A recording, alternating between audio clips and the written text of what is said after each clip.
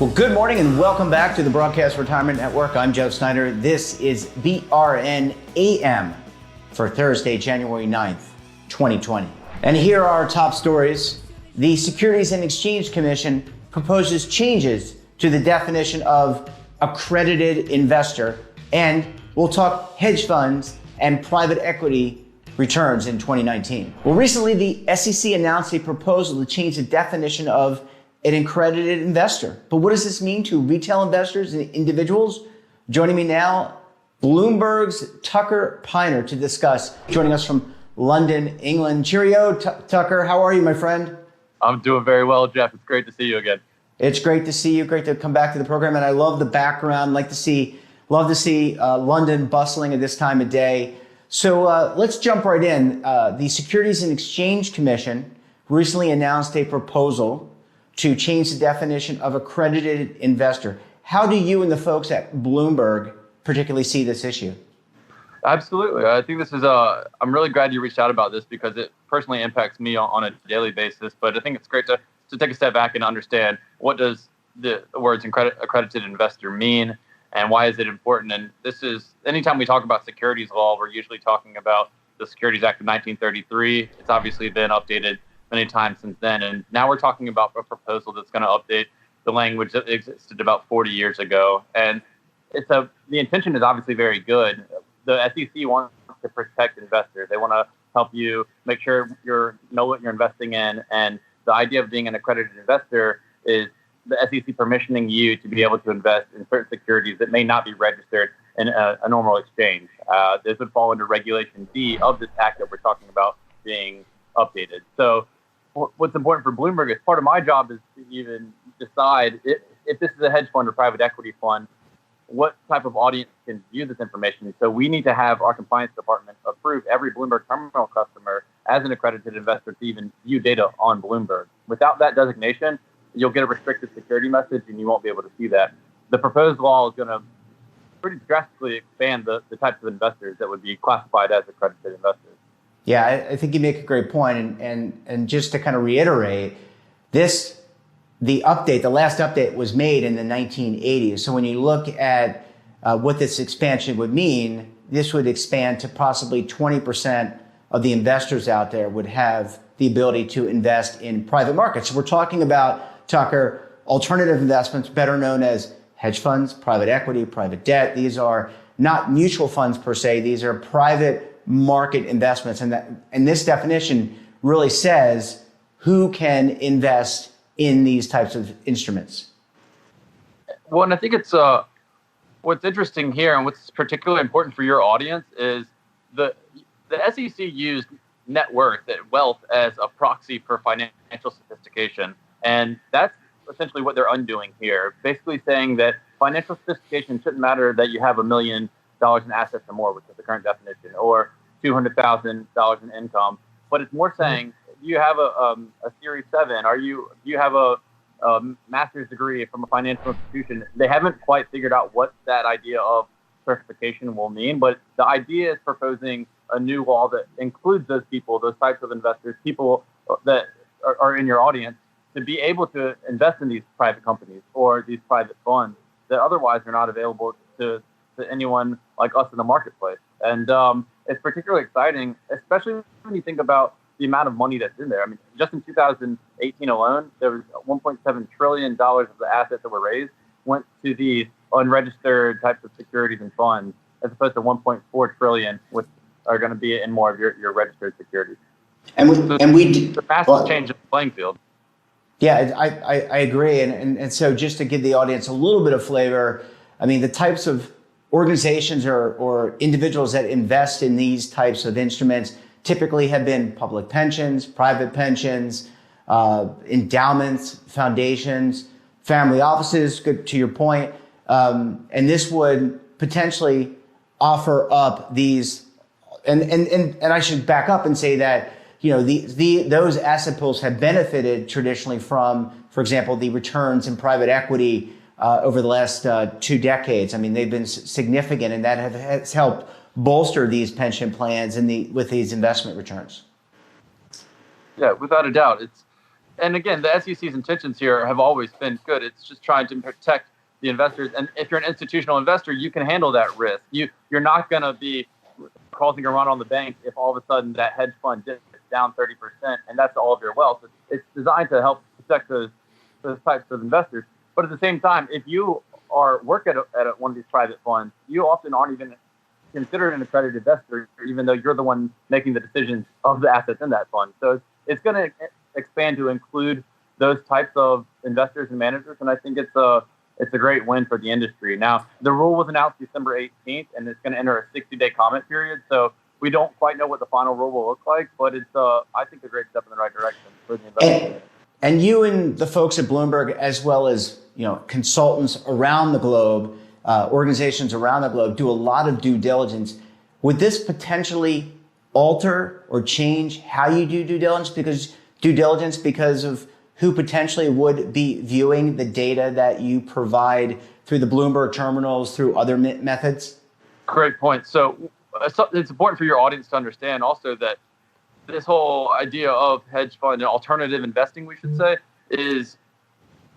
it's actually a legal requirement based on a fund's prospectus that they can only market their fund to an accredited investor. So it is going to massively change that due diligence process if you think about there are more eligible investors now as opposed to just this one pool that previously was available to you because they fit that definition of accredited investor.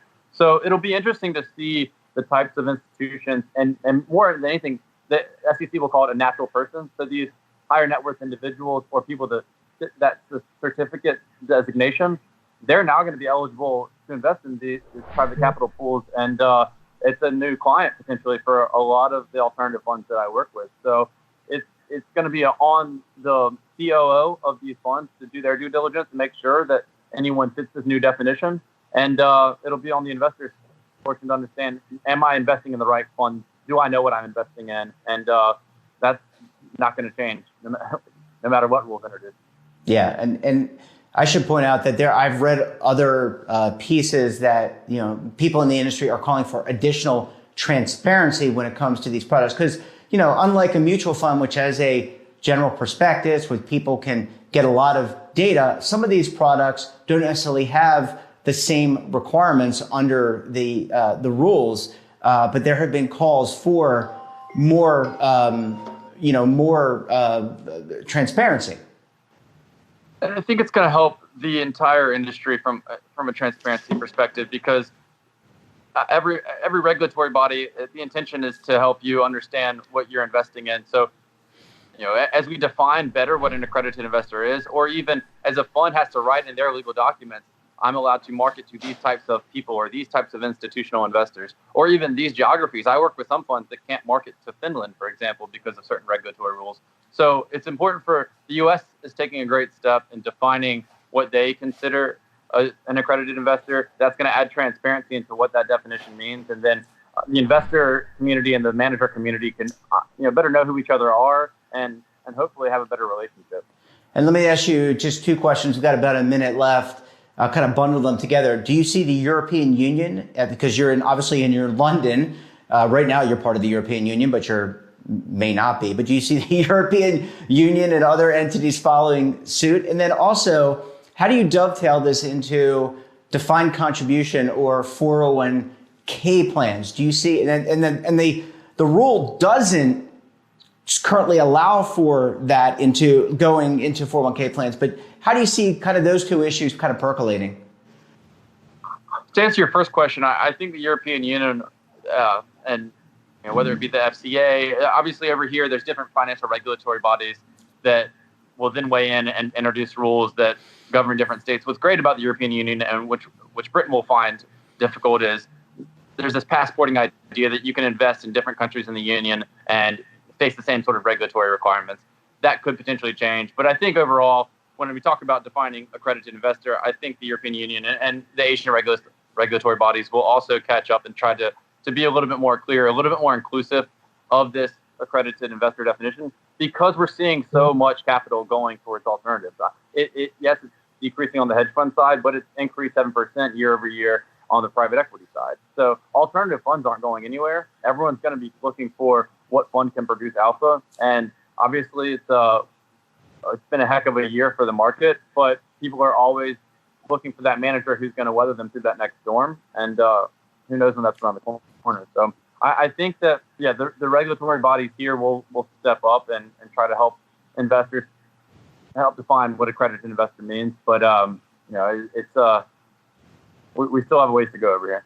Yeah. Well, Tucker, I'm going to take a quick break. When we come back, we'll talk to Tucker about hedge fund, private equity, and alternative investment returns in 2019. So stay tuned right here on BRN AM.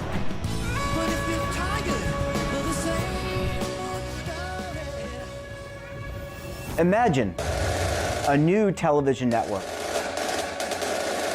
that will make you richer, healthier, and in control of your financial future.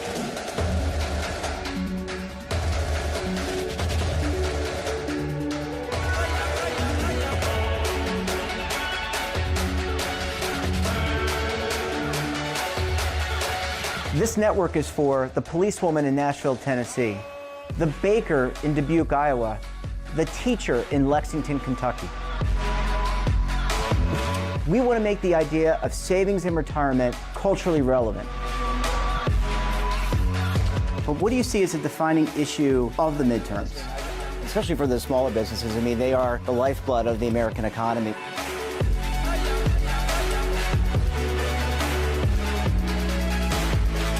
Featuring exclusive interviews, current affairs, and docuseries.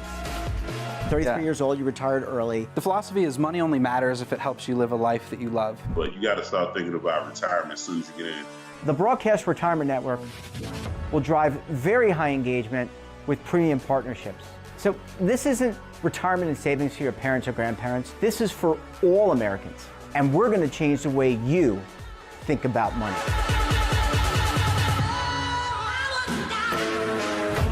Welcome to the next frontier of retirement and savings.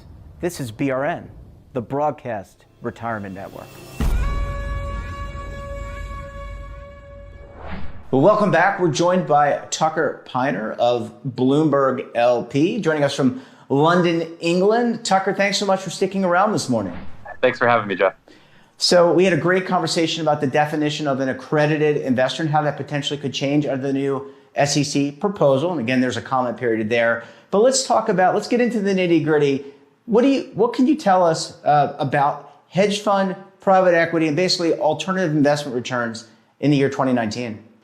Absolutely. This is a great way to organize this conversation, Jeff, because now that we are proposing expanding the idea of an accredited investor, we have to ask, why does it matter? And it's because that's the designation that the U.S. requires for you to be able to invest in alternative funds. And as you mentioned, that's private equity funds, hedge funds, real estate, things that really aren't available. They fall under that Regulation D of this act that are going to be unregistered securities and oftentimes only available to sophisticated financial investors.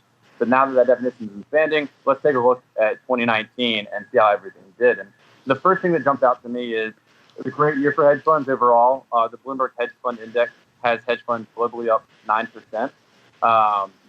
The interesting thing to think about is the entire market, the S&P, throughout 2019 is up 29%. So there's definitely, it's lagging behind the global market.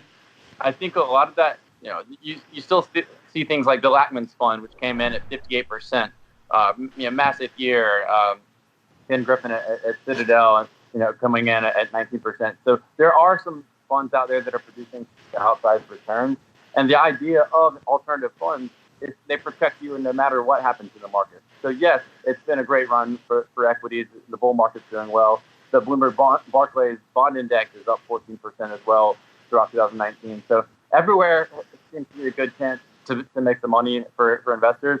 But as we were talking about in the previous segment, it'll be interesting to see what happens when we do have things like the U.S. election coming into play. We saw event-driven funds into the year up 7.5%.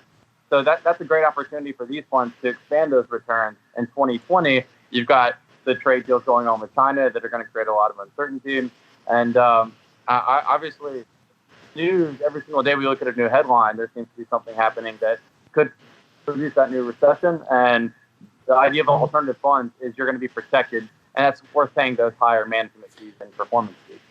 Yeah, Tucker, I think what's important, and I want to see if you agree with this, is that these are not short-term investments where you go in, you invest in a hedge fund for 3 months, and then you sell out. I mean, there are definitely liquidity requirements that or gates that prevent people from doing that. And most of the time, as we talked about in the previous segment with pensions, endowments, foundations, they are longer term investors. So you're not looking at this volatility year over year. And you mentioned the 9% return for I think you said it was the Bloomberg hedge fund index, or at least a combination index. But you have to look at things in totality. I think that's a really important concept.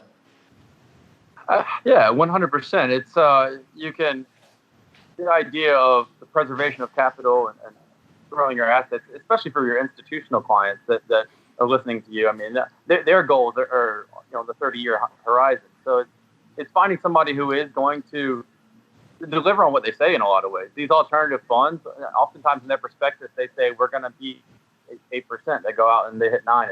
They're very targeted on what they're trying to do. If someone's out there telling you they're going to hit 50% a year, you need to pack up your briefcase and go, because that's not somebody that you really want to be investing in. But if somebody is consistent in the last 10 years, they've been able to produce 10, 11, 12%, that's a very safe option that no matter what happens in the global market, you feel protected. And the idea of finding the right manager, which is what all the family offices, the endowments, the pension funds, they care about, is finding somebody who is going to preserve that capital and hopefully grow it. But it's not easy. No, it's not easy, and that's why due diligence is very important. And I would be remiss if I didn't bring up private equity. So we talked about hedge funds. Private equity really has had a great run over the last 2 decades, I believe, since I want to get your validation on that. And from what I've read, there's a tremendous amount of cash sitting on the sidelines for a lot of these private equity organizations. But tell me if I'm right about the private equity returns. I think they've been pretty good year over year. They definitely have. And you're also right about the cash, or dry powder, as it's called, that's just ready to be deployed, because private equity funds are different from hedge funds in the sense that they'll lock up your capital for 8 to oftentimes 10 years. And that's how long it takes to execute on their strategies. They then grow out, find private companies, invest in them, grow them, or buy companies. There's multiple different types of private equity funds, but it's a huge commitment of your capital. And obviously these are sophisticated managers. They're only available to accredited investors, to hit our topic before. And they have had a really good run. But I think a lot of it deals with the higher fees that hedge funds have been charging, those 2% management fees and 20% performance fees.